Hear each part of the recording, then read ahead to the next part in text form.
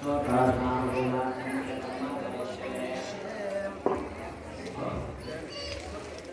दुर्गाय नमः। ओम हरिद्रमणे नमः। ओम श्रीरत्ने नमः।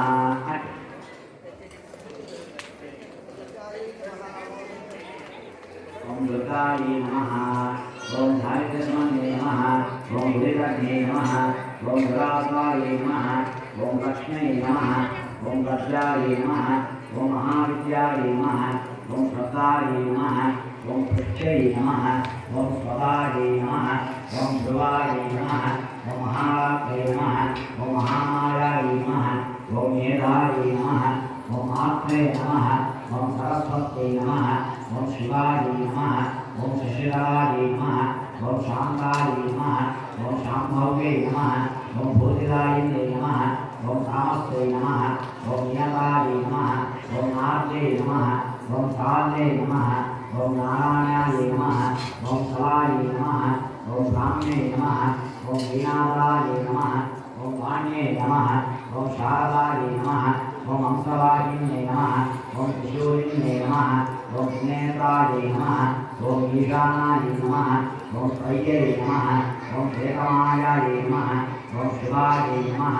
ओम शंकिन्ये नमः। ओम चक्रिण्ये नमः। ओम घोराय नमः। ओम कराये नमः। ओम मालिन्ये नमः। ओम मत्ये नमः। ओम माहेश्वर्ये नमः। ओम महेश्वराय नमः। ओम महेश्वर्ये नमः। ओम मधुवराय नमः। ओम मयूरवाहिन्ये नमः। ओम नीलाय नमः। ओम भारते नमः।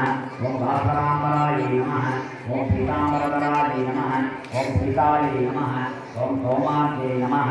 ओम देवरत्ने नमः। ओम रविने नमः। ओम नारिने नमः। ओम रक्ताय नमः।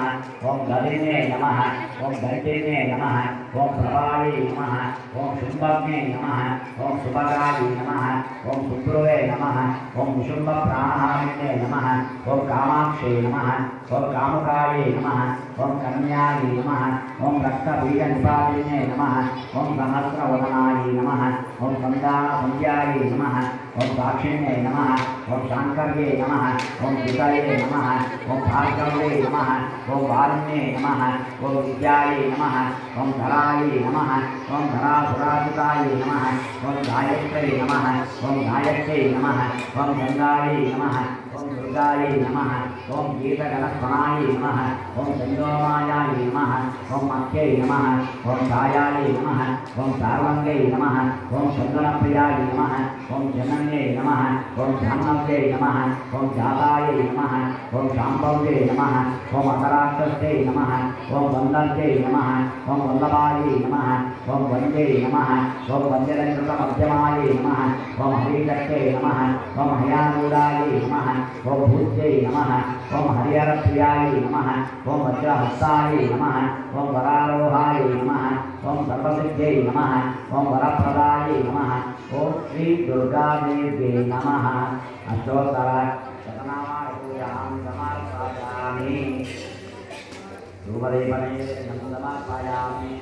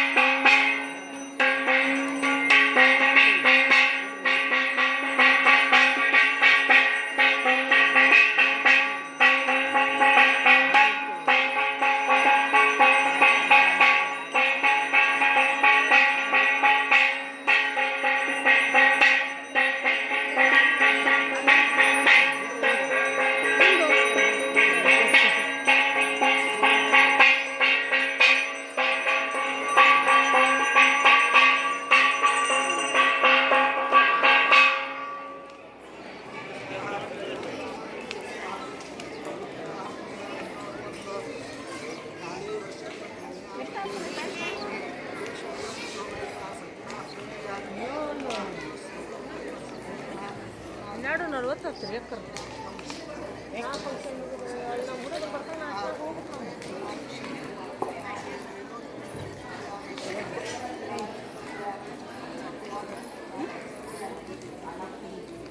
ಫೋಟೋ ತೆಗಿಬೇಕಂತ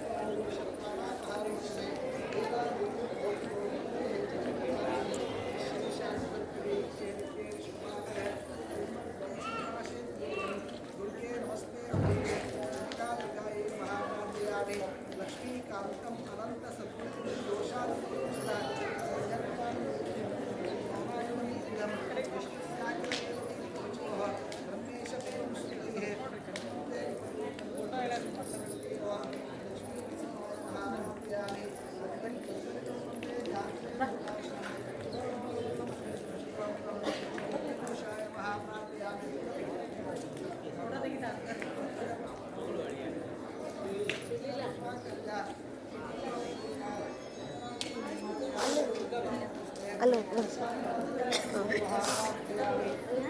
ಅದ್ರ ಪ್ರಸನ್ನ ಕಾಲದಲ್ಲಿ ಎಲ್ಲರೂ ಪ್ರಾರ್ಥನೆ ಮಾಡ್ಕೊಳ್ಳಿ, ಯಾರು ಮಾತಾಡಬೇಡಿ, ಮೈಕ್ ಇಲ್ಲ, ಸೌಂಡ್ ಇಲ್ಲ.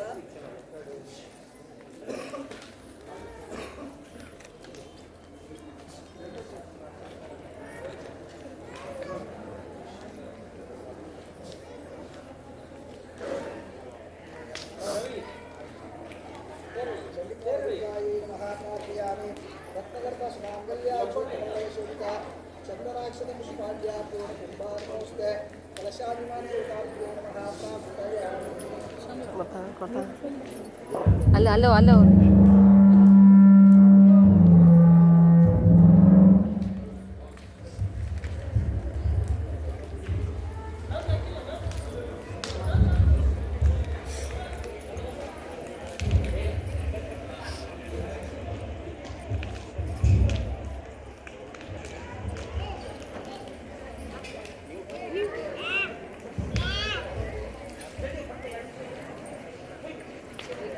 ಅಲ್ಲ ಅವ್ರ ಬಾನ್ ಕಾಕನ ಆ ಕಾಕನ ಬಾನ್ ಆ ಕಾಕನ ಬಾನ್ ಅವ್ರನ್ನ ಬಾ ಅಂದ್ರೆ ಹೇಳಿಲ್ಲ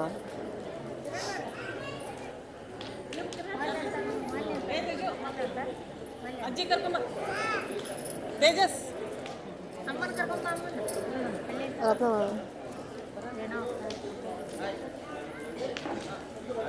ಮಮ್ಮ ಕರ ಕರಾಗದ ಅಲ್ಲಿಂದ ನೋಡೋಣ ಶಿವ ಶಿವ ಶಿವ ಅದ ನೋಡ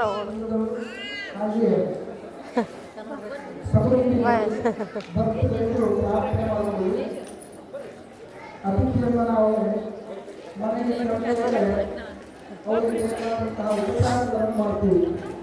ಕೊನೆಗೆ ಹೂಗಳನ್ನು ಹಾಕಿ ನಿಧಾನವಾಗಿ ಮಾಡ್ತೀವಿ.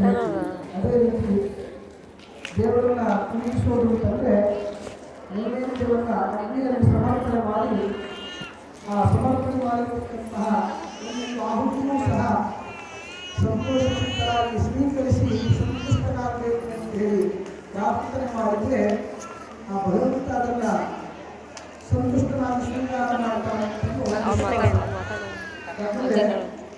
ನಾವು ಇವಾಗ ಆಯುರ್ವೇದ ಕಾಲೇಜ್ ಹೋಗಿದ್ದೀವಿ. ಡಾಕ್ಟರ್ ಹತ್ರ ಪೇಷಂಟ್ ತಗೊಂಡು ಬರ್ತಾರೆ. ಡಾಕ್ಟ್ರು ಕೊಟ್ಟಂತಹ ಮದ್ದನ್ನು ಕಣ್ಣು ಮುಚ್ಚಿಕೊಂಡು ಮುಗಿಬಿಡ್ತೀವಿ. ಇದರಿಂದ ನಮಗೆ ಎಲ್ಲ ರೋಗಗಳು ವಾಸಿಯಾಗುತ್ತೆ ಅಂತ ವಿಶ್ವಾಸದಿಂದ ಮುಗಿಬಿಡ್ತೀವಿ. ಅದೇ ರೀತಿ ದೇವರಿಗೆ ನಾವು ಸಂಕಲ್ಪ ಮಾಡೋದು ಅಂತಂದರೆ ಅವರಿಗೆ ನಮ್ಮನ್ನು ಕೇಳ್ತಾ ಇಲ್ಲ. ನನಗೆ ಪೂಜೆ ಮಾಡು, ಹೋಮ ಮಾಡು, ಹವನ ಮಾಡು, ಉಪವಾಸ ಕುರಿತು ಯಾವುದನ್ನು ಹೇಳ್ತಾ ಇಲ್ಲ.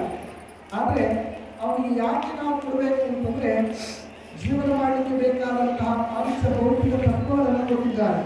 ಒಂದು ಪೃಥ್ವಿ ಭೂಮಿ ಕೊಟ್ಟಿದ್ದಾರೆ, ಇನ್ನೊಂದು ಅಪ್ಪು ನೀರು ಕೊಟ್ಟಿದ್ದಾರೆ. ಹಾಗೆಯೇ ತೇಜಸ್ಸು ಅಗ್ನಿ ಕೊಟ್ಟಿದ್ದಾರೆ, ಹಾಗೆಯೇ ವಾಯು ಗಾಳಿ ಕೊಟ್ಟಿದ್ದಾರೆ, ಈ ಸ್ಪೇಸ್ ಅವಕಾಶ ಕೊಟ್ಟಿದ್ದಾರೆ. ಇದಿಷ್ಟಿದ್ದದಕ್ಕೆ ಪ್ರತಿಯೊಂದು ಜೀವರಾಶಿಗಳು ನಾವು ಬದುಕ್ತಾ ಇದ್ದೀವಿ. ಹಾಗಾದರೆ ಇಲ್ಲಿ ಕೊಟ್ಟಂತಹ ಭಗವಂತನಿಗೆ ನಾವು ಏನು ಕೊಡಲಿಕ್ಕೆ ಸಾಧ್ಯತೆ ಇದೆ, ಏನು ಕೊಡಲಿಕ್ಕೆ ಸಾಧ್ಯತೆ ಇಲ್ಲ. ನಾವು ಹೇಳ್ಬೋದು ನಾನು ಪೂಜೆ ಮಾಡಿದೆ, ಹೋಮ ಮಾಡಿದೆ ಅಥವಾ ಉಪವಾಸ ಹೇಳ್ಬೋದು. ಆದರೆ ಅವರು ಯಾವುದನ್ನು ಎಕ್ಸ್ಪೆಕ್ಟ್ ಮಾಡೋದಿಲ್ಲ. ನಾವು ಮಾಡಿದಂತಹ ವಸ್ತುಗಳು ಬೇಯಿಸಿದಂತಹ ವಸ್ತುಗಳನ್ನ ಯಾವ ನಾವು ತಂದಿಲ್ಲ, ಎಲ್ಲ ಈ ಪ್ರಕೃತಿಯಿಂದ ಸಿಕ್ಕಿರುವಂತಹ ವಸ್ತುಗಳನ್ನ ಅವರಿಗೆ ಅರ್ಪಣೆ ಮಾಡೋದು. ಒಂದು ತಂದೆ ತಾಯಿ ಮಕ್ಕಳನ್ನ ಕಷ್ಟಪಟ್ಟು ಓದಿಸ್ತಾರೆ, ಸಾಲಗಳನ್ನು ಮಾಡಿ ಒಳ್ಳೆಯ ಒಂದು ವಿದ್ಯೆಯನ್ನು ನಮ್ಗೆ ಕೊಡ್ತಾರೆ. ನಮಗೆ ಒಂದು ಉದ್ಯೋಗ ಸಿಗುತ್ತೆ, ಉದ್ಯೋಗ ಸಿಕ್ಕಿದ ತಕ್ಷಣ ಒಂದು 100 ರೂಪಾಯಿ ಬಟ್ಟೆ 10,000 ಸಂಬಳ ಬರುತ್ತೆ. 100 ರೂಪಾಯಿ ಬಟ್ಟೆ ಅಪ್ಪನಿಗೆ ಕೊಡ್ತೀವಿ, 100 ರೂಪಾಯಿ ಬಟ್ಟೆ ಅಮ್ಮನಿಗೆ ಕೊಡ್ತೀವಿ. ಆ ಅಪ್ಪ ಅಮ್ಮ ನಮಗೆ ಅಂತ ಸಾಲ ಮಾಡಿದ್ದವ್ರು 70 ವರ್ಷ ಆಗುವವರೆಗೂ ಸಾಲ ಹಂಗೆ ಇರುತ್ತೆ. ಅಥವಾ ನಮಗೆ 10,000 ಸಂಬಳ ಇದೆ, ಏನಪ್ಪ ನೀನು 1,000 ಬಟ್ಟೆ ಕೊಡ್ಬೋದಾಗಿತ್ತಲ್ಲ ಅಂತ ಕೇಳೋದಿಲ್ಲ, ಎಕ್ಸ್ಪೆಕ್ಟ್ ಮಾಡೋದೇ ಇಲ್ಲ. ಅಥವಾ ಏನು ನಮ್ಮ ಯೋಗ್ಯತೆಗೆ 100 ರೂಪಾಯಿ ಬಟ್ಟೆ ಕೊಟ್ಟಿಲ್ಲಪ್ಪ ಅಂತ ಹೇಳಿ ಬೇಸರನೂ ಮಾಡ್ಕೊಳ್ಳೋದಿಲ್ಲ. ಬದಲಾಗಿ ತಮ್ಮ ಬಂಧು ಮಿತ್ರರಿಗೆಲ್ಲ ತಮ್ಮ ಮಗನಿಗೆ ಅಥವಾ ನಮ್ಮ ಮಗನಿಗೆ ಉದ್ಯೋಗ ಸಿಕ್ಕು ಅವರಿಗೆ ಬಟ್ಟೆ ಕೊಟ್ಟಿದ್ದಾರೆ ಅಂತ ಸಂತೋಷವನ್ನು ಹಂಚಿಕೊಳ್ತಾರೆ. ಅದೇ ರೀತಿ ಭಗವಂತ ನಮಗೆ ಅವಕಾಶವನ್ನು ಕೊಟ್ಟಂತಹ ಈ ಸಂದರ್ಭದಲ್ಲಿ ಅವರಿಗೆ ಕೃತಜ್ಞತೆಯನ್ನು ಅರ್ಪಿಸುವಂತಹದ್ದು ನಮ್ಮ ಆದ್ಯ ಕರ್ತವ್ಯ. ಆ ಉದ್ದೇಶಕ್ಕೆ ಮಾತ್ರ ಭಗವಂತನಿಗೆ ನಾವು ಪೂಜಿಸಬೇಕು. ಹಾಗಿದ್ರೆ ಪ್ರತ್ಯಕ್ಷವಾಗಿ ಕಣ್ಣಿಗೆ ಕಾಣದೇ ಇರತಕ್ಕಂತಹ ಭಗವಂತನನ್ನು ಎಲ್ಲಿ ಪೂಜಿಸಬೇಕು ಅಂತ ಹೇಳಿದ್ರೆ ಅವರು ಕೊಟ್ಟಂತಹ ವಸ್ತುವಿನಲ್ಲಿ ನಾವು ಬದುಕ್ತಾ ಇರೋದ್ರಿಂದ ಅದೇ ಮಾಧ್ಯಮದ ಮುಖೇನವಾಗಿ ಅವರನ್ನು ಪೂಜಿಸಬೇಕು. ಅದಕ್ಕೆ ಲೋಹದ ಬಿಂಬಗಳಲ್ಲಿ, ಶಿಲೆಗಳಲ್ಲಿ ಅಥವಾ ಮಂಡಲವನ್ನು ರಚನೆ ಮಾಡಿ ಇಲ್ಲಿ ಚಂಡಿಕಾ ಹೋಮ ಮಾಡುವಂತಹ ಸಂದರ್ಭಕ್ಕೆ ಆ ಬೆಂಕಿಯ ಮಂಡಲವನ್ನು ರಚನೆ ಮಾಡಿಕೊಂಡು ವರ್ಣಗಳಿಂದ ಕೂಡಿರತಕ್ಕಂತಹ ಮಂಡಲದಲ್ಲಿ ಅರ್ಚನೆಯನ್ನು ಮಾಡಿಕೊಂಡು ಪೃಥ್ವಿ ತತ್ವದಿಂದ ಪೂಜಿಸ್ತಾ ಇದ್ದೀವಿ. ಹಾಗೆಯೇ ಅಗ್ನಿಯಲ್ಲಿ ಆಹುತಿಯನ್ನು ಕೊಡುವ ಮುಖೇನವಾಗಿ, ಯಾಕಂದರೆ ಭಗವಂತ ನೈವೇದ್ಯವನ್ನು ಎಲ್ಲಿ ಸ್ವೀಕಾರ ಮಾಡ್ತಾನೆ ಅಂತಂದರೆ ಯುಕ್ತವಾಗಿ ಅಗ್ನಿಮುಖವಾಗಿ ಸ್ವೀಕಾರ ಮಾಡ್ತಾರಂತೆ. ಅದೇ ರೀತಿ ಸಾತ್ವಿಕವಾಗಿರತಕ್ಕಂತಹ ನಿತ್ಯ ಕರ್ಮಾನುಷ್ಠಾನಗಳನ್ನು ಮಾಡಿಕೊಂಡು ಇನ್ನೊಬ್ಬರಿಗೆ ತೊಂದರೆ ಆಗದ ರೀತಿಯಲ್ಲಿ ಜೀವನವನ್ನು ನಡೆಸತಕ್ಕಂತಹ ಲೋಕಾಶಿಸ್ತಾಸ್ತ್ರೀಯಲ್ಲಿ ಯಾವ ಬ್ರಾಹ್ಮಣ ಜೀವನವನ್ನು ನಡೆಸ್ತಾರೆ ಅವರನ್ನು ಕರೆದು ಊಟ ಹಾಕಿದ್ರೆ ಅಲ್ಲಿ ಬರುವಂತ ಸ್ವೀಕಾರ ಮಾಡ್ತಾರಂತೆ. ಅದು ಬಿಟ್ಟರೆ ಅಗ್ನಿಯಲ್ಲಿ ನೈವೇದ್ಯವನ್ನು ಸ್ವೀಕಾರ ಮಾಡ್ತಾರಂತೆ. ಅದಕ್ಕೋಸ್ಕರ ಕಲಿಯುಗದಲ್ಲಿ ನಾವು ಯಜ್ಞ ಅಂತ ಹೇಳಿ ಅಗ್ನಿಮುಖವಾಗಿ ನೈವೇದ್ಯಗಳನ್ನು ಸಮರ್ಪಣೆ ಮಾಡಿದಾಗ ಹಾಗೆ ನಮ್ಮ ದೇಹಕ್ಕೆ ನಾವು ಊಟ ಮಾಡಿಕೊಳ್ಳುವಾಗ ಬಾಯಿಗೆ ಹಾಕ್ಕೊಳ್ತೀವಿ ಅನ್ನವನ್ನು, ಬಾಯಿಗೆ ರುಚಿ ಗೊತ್ತಾಗುತ್ತೆ. ಹೋಗೋದೆಲ್ಲಿಗೆ ಹೊಟ್ಟೆಗೆ ರುಚಿ ಗೊತ್ತಾಗಲ್ಲ, ಬದಲಾಗಿ ಹೊಟ್ಟೆ ತುಂಬುತ್ತೆ, ಅದು ನಾಲಿಗೆಗೆ ಗೊತ್ತಾಗಲ್ಲ.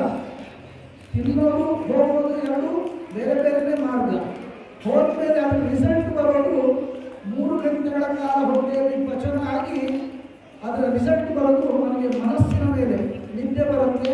3 ಗಂಟೆ ಆದಮೇಲೆ ಇನ್ನೇನೋ ತಿನ್ನಬೇಕು ಅಂತ ಅನಿಸುತ್ತೆ. ಆ ರೀತಿಯಾಗಿ ಮನಸ್ಸಿನ ಮೇಲೆ ಪ್ರಭಾವ ಬೀರುತ್ತೆ. ಹಾಗೆಯೇ ಕಲಿಯುಗದಲ್ಲಿ ನಾವು ದೇವರಿಗೆ ನೈವೇದ್ಯವನ್ನು ಸಮರ್ಪಣೆ ಮಾಡಿದರೆ ಇದನ್ನೇ ಒಳಗಿಂದ ಹೋಮ ಮಾಡಿದ್ರೆ ಒಳಗೆಲ್ಲ ಹೊಗೆ ಆಗುತ್ತೆ, ಕೂತ್ಕೊಳ್ಳೋಕ್ಕಾಗಲ್ಲ. ಎಲ್ಲಿ ಸ್ವಾಮಿ ಎಷ್ಟು ಹೊಗೆ ಮಾಡ್ತಾ ಇದ್ರಿ, ಒಂದಷ್ಟು ತುಪ್ಪ ಹಾಕಿ ಜಾಸ್ತಿ ಉರಿ ಬಂದುಬಿಟ್ಟು ಮಾಡಿಸಿದ್ರೆ ಅದು ಆಗೋದಿಲ್ಲ, ತಿಂದ ತಕ್ಷಣ ಜೀರ್ಣ ಆಗೋದಿಲ್ಲ. ಹೇಗೋ ಹಾಕಿದಂತಹ ಪದಾರ್ಥಗಳು ದಹನ ಊಟ ಆಗಬೇಕು ಅಂದರೆ ಅದಕ್ಕೆ ಆದಂತಹ ಸಮಯ ಇರ್ತವೆ. ಹಾಗಾದರೆ ಮೇಲಿಂದ ಮೇಲೆ ಯಾಕೆ ಹಾಕ್ತೀವಿ, ಸ್ವಲ್ಪ ಸ್ವಲ್ಪನೇ ಹಾಕ್ಬೋದಲ್ಲ. ನಮಗೆ ಜೋರಾಗಿ ಹಸಿವಾದಾಗ ತಟ್ಟೆಯಲ್ಲಿ 25 ಬಗೆ ಐಟಮ್ ಹಾಕಿರ್ತೀವಿ ಊಟ ಮಾಡುವಂಥ ಸ್ಪೆಷಲ್ ಪದಾರ್ಥಗಳು. ಒಂದೇ ಸಲಕ್ಕೆ ಹೊಟ್ಟೆಗೆ ಹಾಕೋದಿಲ್ಲ.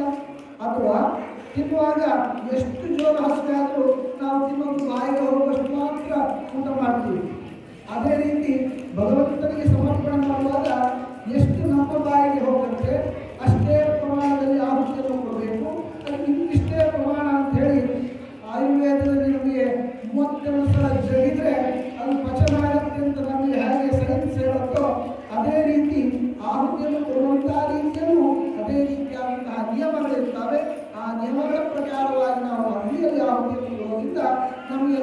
ಭಗವಂತ ಆ ಅಗ್ನಿಯಲ್ಲಿ ಸನ್ನಿಹಿತನಾಗಿದ್ದರೂ ಅದನ್ನು ಸ್ವೀಕಾರ ಮಾಡ್ತಾರೆ.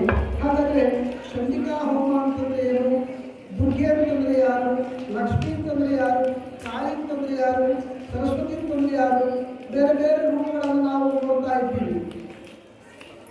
ಜಗತ್ತಿನಲ್ಲಿ ಎರಡು ಪ್ರಭೇದಗಳು, ಒಂದು ಸ್ತ್ರೀ ಒಂದು ಪುರುಷ. ಇಲ್ಲಿ ಸ್ತ್ರೀಯನ್ನು ನಾವು ನೋಡಿದಾಗ ಮನೆಯಲ್ಲಿ ತಾಯಿಯಾಗಿರ್ತಾಳೆ, ಅಜ್ಜಿಯಾಗಿರ್ತಾಳೆ, ಹೆಂಡತಿಯಾಗಿರ್ತಾಳೆ, ಅಕ್ಕ ತಂಗಿಯರಾಗಿರ್ತಾರೆ, ಮಕ್ಕಳಾಗಿರ್ತಾರೆ, ಎಲ್ಲರೂ ಹೆಣ್ಮಕ್ಳೇ. ಆದರೆ ಆಯಾಯ ಸ್ಥಾನದಲ್ಲಿ ಅದೇ ಗೌರವವನ್ನು ಕರೀತಾರೆ. ಹಾಗೆಯೇ ಜಗತ್ತಿಗೆ ತ್ವಮೇವ ಮಾತಾ ಜಗತಾ ತ್ವಮೇವ ಅಂತ ಹೇಳಿ ಭಗವಂತ ಮತ್ತು ಭಗವತಿ ಇಬ್ಬರು ಈ ಜಗತ್ತಿಗೆ ಮಾತಾಪಿಸಿದರು. ಅಂತಹ ಭಗವತಿ ಕ್ರೋಧ ಸ್ವರೂಪ ಕಂಡಾಗ ಮಹಾಕಾಳಿ ಸ್ವರೂಪವನ್ನು ತಾಳ್ತಾರೆ. ತಾಯಿಯ ಮಾದರಿಯಲ್ಲಿ ನಮ್ಮನ್ನು ರಕ್ಷಣೆ ಮಾಡುವಂತಹ ಸಂಪತ್ತುಗಳನ್ನು ಕೊಟ್ಟು ಅಷ್ಟಲಕ್ಷ್ಮಿಯಾಗಿ ಮಾತೃರೂಪಳಾಗಿ ರಾಜಸ ಸ್ವರೂಪದಲ್ಲಿ ಲಕ್ಷ್ಮೀ ರೂಪಳಾಗಿರ್ತಾರೆ. ಹಾಗೆಯೇ ಕಾಲಕಾಲಕ್ಕೆ ವಿದ್ಯೆ, ಮಗುವಿಗೆ ವಿದ್ಯೆ, ವಿದ್ಯೆ ಆದ ನಂತರ ಉದ್ಯೋಗ ಆದ ನಂತರ ಸಾಂಸಾರಿಕ ಜೀವನ, ಅದಾದ ನಂತರ ಮುಕ್ತಿನಲ್ಲಿರತಕ್ಕಂತಹ ಮಾತಾಪಿತೃಗಳಿಗೆ ಮಕ್ಕಳಿಂದ ಸಂತೋಷ, ಹಾಗೆಯೇ ಸಂತಾನ ಭಾಗ್ಯ, ಇದೆಲ್ಲ ಕಾಲಕಾಲಕ್ಕೆ ಸೌಭಾಗ್ಯಗಳು. ಇಲ್ಲಿಗೆ ಸ್ಕೂಲಿಗೆ ಬರುವಂತಹ ಮಕ್ಕಳಿಗೆ ವಿದ್ಯೆಯ ಸೌಭಾಗ್ಯ. ಆ ಮಕ್ಕಳು ವಿದ್ಯೆಯನ್ನು ಕಲಿಬೇಕು ಅಂತಂದರೆ ಒಳ್ಳೆಯ ಅಧ್ಯಾಪಕರು ಸಂತೋಷವಾಗಿ ನಾವು ಸಂಬಳವನ್ನು ಈ ಕ್ಷೇತ್ರದಿಂದ ಪಡಿತಾ ಇದ್ದೀವಿ, ನಮ್ಮ ಮಕ್ಕಳಿಗೆ ನಮ್ಮ ಮಕ್ಕಳ ಥರನೇ ಅವ್ರನ್ನ ವಿದ್ಯೆಯಲ್ಲಿ ಉತ್ತೀರ್ಣರಾಗಿ ಈ ಸ್ಕೂಲ್ಗೆ ಹೆಸರು ಬರೆಸಬೇಕು ಅಂತ ಆ ಸಂತೋಷದ ಸೌಭಾಗ್ಯ ಮಕ್ಕಳಿಗೆ ಕೊಡುವಂಥದ್ದು. ಅದರಿಂದಾಗಿ ಅವರಿಗೆ ಯಶಸ್ಸು ಬರತಕ್ಕಂಥದ್ದು, ಅದರಿಂದಾಗಿ ಅವರ ಸಂಸಾರ ಜೀವನ ಚೆನ್ನಾಗಿ ನಡೆಯತಕ್ಕಂಥದ್ದು, ಅದರಿಂದಾಗಿ ಯಜಮಾನ ವರ್ಗಕ್ಕೆ ಸ್ಕೂಲಿಗೆ ಒಳ್ಳೆಯ ಹೆಸರು ಬರತಕ್ಕಂಥದ್ದು. ಇದೆಲ್ಲ ಕಾಲಕಾಲಕ್ಕೆ ನಮಗೆ ಯಾವ ಸ್ಥಾನದಲ್ಲಿ ನಾವು ಇದ್ದೀವಿ ಆ ಸ್ಥಾನದ ರೂಪದಲ್ಲಿ ನಾವು ಬಳಸಿಕೊಂಡು ಅದನ್ನು ನಾವು ಉತ್ತಮ ರೀತಿಯಲ್ಲಿ ನಡೆಸಿಕೊಂಡು ಹೋದಾಗ ಆ ಸೌಭಾಗ್ಯಗಳು ಕಾಲಕಾಲಕ್ಕೆ ಸಿಗ್ತವೆ. ಅದಕ್ಕೋಸ್ಕರ ಸರಸ್ವತಿ ಸ್ವರೂಪಗಳಾಗಿ ಚಿಂತನೆಯನ್ನು ಮಾಡಿದರೆ ಸಮಸ್ತ ಸೌಭಾಗ್ಯಗಳು ನಮಗೆ ಪ್ರಾಪ್ತಿಯಾಗ್ತವೆ ಅಂತ ಅನ್ನೋದ್ರಿಂದ ಒಂದು ಅಗ್ನಿಮುಖವಾಗಿ ಆ ಭಗವತಿಯನ್ನು ಚಿಂತನೆ ಮಾಡಿಕೊಂಡು ಕಲಶಮುಖೇರವಾಗಿ ಪಾದಭಾಗ ಆ ಭಗವಂತನ ಪಾದದಲ್ಲಿ ಅಲ್ಲಿ ಅಪೂತತ್ವ ನೀರಿನ ತತ್ವದಲ್ಲಿ ನಾವು ಜಪಾದಿಗಳನ್ನು ಮಾಡಿ ಆ ನೀರನ್ನು ಪ್ರೋಕ್ಷಣೆ ಮಾಡುವುದರಿಂದ ಪ್ರಾಶನ ಮಾಡೋದ್ರಿಂದ ಸಮಸ್ತ ಪಾಪತ್ವಗಳ ಪರಿಹಾರ ಅನ್ನೋದ್ರಿಂದ ವಿಶೇಷವಾಗಿ ಈ ಒಂದು ಕ್ಷೇತ್ರದಲ್ಲಿ ನಾವು ಆ ಭಗವತಿಯ ಪ್ರೀತಿಗೋಸ್ಕರ, ಈ ಕ್ಷೇತ್ರದ ಉದ್ಧಾರಕ್ಕೋಸ್ಕರ, ಹಾಗೆ ಇಲ್ಲಿ ಬರತಕ್ಕಂಥ ಸಮಸ್ತ ಸದ್ಭಕ್ತರಿಗೆ, ವಿದ್ಯಾರ್ಥಿಗಳಿಗೆ, ಅಧ್ಯಾಪಕರಿಗೆ, ಹಾಗೆ ವಿಶೇಷವಾಗಿ ಆ ಮಕ್ಕಳನ್ನು ಕಳಿಸಿಕೊಡತಕ್ಕಂಥ ಮಾತಾಪಿತೃಗಳಿಗಾಗಬಹುದು ಅಥವಾ ಇದನ್ನು ನಡೆಸಿಕೊಂಡು ಹೋಗತಕ್ಕಂಥ ಯಜಮಾನ ವರ್ಗದವರಿಗಾಗಬಹುದು, ಎಲ್ಲರಿಗೂ ಸಹ ಈ ಕ್ಷೇತ್ರದಿಂದ ಅಭ್ಯುದಯವನ್ನು ಆ ಭಗವಂತ ಅನುಗ್ರಹಿಸಿಕೊಳ್ಳಲು ಸಮಸ್ತ ಭಯಗಳನ್ನು ನಿವಾರಣೆ ಮಾಡಿ ಕಾಳಿಯನ್ನು ಪೂಜಿಸೋದ್ರಿಂದ ಭಯಗಳ ನಿವಾರಣೆಯಾಗುತ್ತೆ, ಲಕ್ಷ್ಮಿಯನ್ನು ಪೂಜಿಸೋದ್ರಿಂದ ಸಂಪತ್ತು ಪ್ರಾಪ್ತಿಯಾಗುತ್ತೆ, ಸರಸ್ವತಿಯನ್ನು ಪೂಜಿಸೋದ್ರಿಂದ ಸೌಭಾಗ್ಯ ಪ್ರಾಪ್ತಿಯಾಗುತ್ತೆ. ಅಂತಹ ಎಲ್ಲ ವಿಧವಾದಂತಹ ಸಂಪತ್ತುಗಳನ್ನು ಅನುಗ್ರಹಿಸಿಕೊಟ್ಟು ಜೀವನದಲ್ಲಿ ನಮಗೆ ಈ ಒಂದು ಕ್ಷೇತ್ರದಲ್ಲಿ ಈ ಕ್ಷೇತ್ರದಿಂದಾಗಿ ಉದ್ಯೋಗಗಳ ಶ್ರೇಯಸ್ಸಾಯಿತು ಅನ್ನೋ ಆ ಒಂದು ಪೂರ್ಣ ಅನುಗ್ರಹವನ್ನು ಆ ಭಗವಂತ ನಮಗೆ ಅನುಗ್ರಹಿಸಬೇಕು ಅಂತೇಳಿ ಮನಸಾರೆ ಪ್ರಾರ್ಥನೆ ಮಾಡಿಕೊಂಡು ಎಲ್ಲರೂ ಸಹ ಅಲ್ಲೇ 3 ಪ್ರದಕ್ಷಿಣೆ ಮಾಡಿ ಅಡ್ಡ ಬಿದ್ದು ನಮಸ್ಕಾರ ಮಾಡಿ ಆ ಆವಾಹನ ದೇವತಾಭ್ಯೋ ನಮಃ ಚಂದ್ರಾದಿತ್ಯಾಭ್ಯಾಂ ಶ್ರೀ ಲಕ್ಷ್ಮೀ ಮನಸೋದಿಷ್ಟ ಪ್ರಾರ್ಥನಾ ಸಮರ್ಪಯಾಮಿ. ಎಲ್ಲರೂ ಅಲ್ಲೇ 3 ಪ್ರದಕ್ಷಿಣೆ ಮಾಡಿ ಅಡ್ಡ ಬಿದ್ದು ನಮಸ್ಕಾರ ಮಾಡಿ ಯಾರು